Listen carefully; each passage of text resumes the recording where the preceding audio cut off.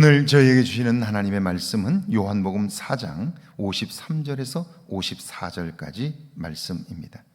그의 아버지가 예수께서 내 아들이 살아있다 말씀하신 그때인 줄 알고 자기와 그 온 집이 다 믿으니라. 이것은 예수께서 유대에서 갈릴리로 오신 후에 행하신 두 번째 표적이니라. 아멘. 하나님의 말씀입니다. 할렐루야. 하나님이 오늘도 우리를 도우십니다. 도우시는 하나님의 손길이 저와 여러분의 삶에 있기를 주의 이름으로 축원합니다. 요한복음 6장에서 우리는 예수님께서 행하신 오병이어의 기적 사건을 만나게 됩니다.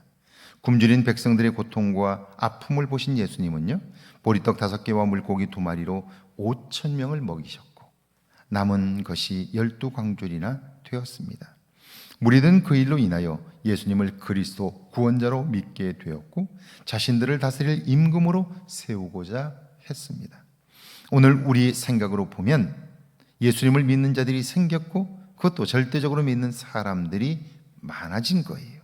그들이 예수님을 임금으로 섬기려 하니 예수님께서 그들을 중심으로 그곳에 교회를 세우셨다면 단번에 10,000명이 넘는 교회가 생기게 되는 거예요. 그런데 예수님은 그렇게 하지 않으셨어요. 이유는 예수님의 관심은 교회가 아니라, 건물로서의 교회가 아니라 변화된 생명이었기 때문이죠. 53절입니다. 그의 아버지가 예수께서 내 아들이 살아있다 말씀하신 그때인 줄 알고 자기와 그 온 집이 다 믿으니라. 병든 아들을 둔 아버지, 그 아들로 인하여 근심이 충만했습니다. 사실 집안에 환자 한 명만 있어도 집안 분위기는 어둡습니다. 만약 그 환자가 어린 자식이라면 부모가 겪는 고통은 이루 말할 수 없습니다. 그런데 예수님께서 그 아들을 살려주셨고요, 치유된 아들의 건강한 모습을 보게 되었을 때 그 기쁨이라는 건 이루 말할 수 없을 거예요. 문제는 병이 나은 것도 기쁘지만 그 일을 행하신 그분으로 인한 기쁨이 아니라면 그 기쁨은 오래가기 어려워요. 이것이 보고 믿는 믿음의 한계인데요, 저도 그렇고 여러분에게도 아마 이런 경험들이 있을 거예요. 여러분은 처음 자동차를 샀던 기억이 있지요? 처음 집을 구입한 기쁨도 있을 거예요. 그때 얼마나 좋았어요. 제 경우 처음 차를 가졌을 때 낡은 중고차였음에도 불구하고 매주 세차를 했습니다.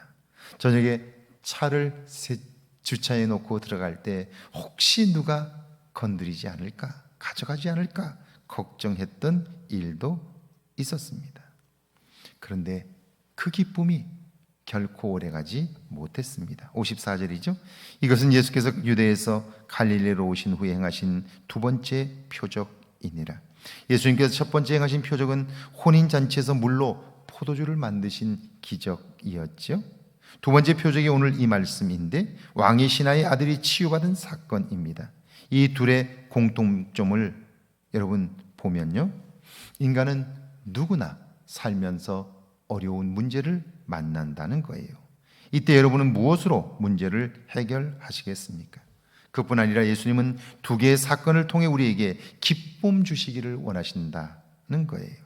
사실 살아보니까 기뻐하고 즐거워할 만한 일들이 그리 많지 않아요.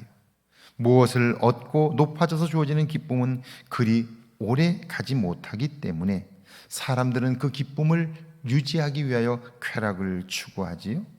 그런데 그 쾌락도 오래가지 못합니다. 분명한 것은 예수님께서 행하신 일, 그것을 경험하게 될 때 우리는 살아야 할 이유를 발견하게 되고요, 하나님이 기뻐하실 일들을 행할 수 있게 돼요. 그 일을 행하게 될 때 얻어지는 보람과 기쁨은 정말 오래 가고요, 그 기쁨을 내 삶의 기쁨으로 삼고 살 때 우리 안의 기쁨은 사라지지 않게 되는 거죠. 오늘 하루 하나님으로 인하여 기뻐하는 저와 여러분 되기를 주의 이름으로 축원합니다. 함께 기도합니다. 보고 믿는 믿음에서 예수님을 만난 기쁨으로 나아가게 해달라고요, 예수님과 교제하며 주님의 인도하심을 받는 인생 되게 해달라고요, 함께 기도합니다. 하나님 아버지, 은혜와 사랑을 감사합니다. 보고 믿는 믿음에서 예수님을 만난 기쁨으로 나아가게 하시고 예수님과 교제하며 주님의 인도함을 받는 인생 되게 하옵소서.